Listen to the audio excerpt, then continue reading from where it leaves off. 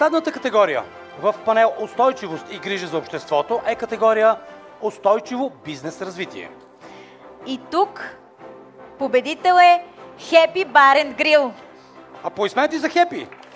Happy Bar and Grill е верига ресторанти, създадена в навечерието на Коледа през 1994 година. Като към днешна дата има вече над 25 ресторанта в България, Румъния и Лондон. Благодарение на съчетанието на качество на храна, висок стандарт на обслужване и семейна атмосфера в България, марката Happy Bar and Grill е най-силната в класа си. И за 14-та поредна година печели наградата Любима марка. И 2 поредни години става най-добрият ресторант в Лондон. Страхотно! Кухнята на Happy се стреми да налага най-новите световни тенденции в храненето, да открива нови кулинарни хоризонти и да предлага разнообразни авторски рецепти и разнообразни менюта. Освен вкусна храна, модерен интериор, в Happy ще откриете усещане за уют, което ще ви съпътства в най-щастливите моменти с семейството и приятелите.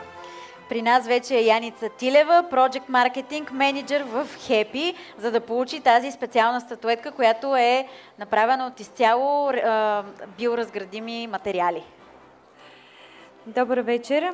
За нас е изключителна чест да приемем това признание в годината, в която Happy става на 30 години.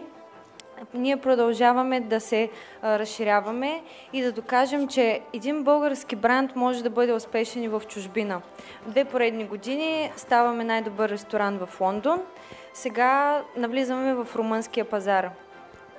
30 години Happy дава на своите клиенти усмивки, грижа и уважение. Нашата основна цел е да продължаваме, да ви радваме и всяка година да ставаме все по-добри за вас. Много ви благодаря. Поздравления!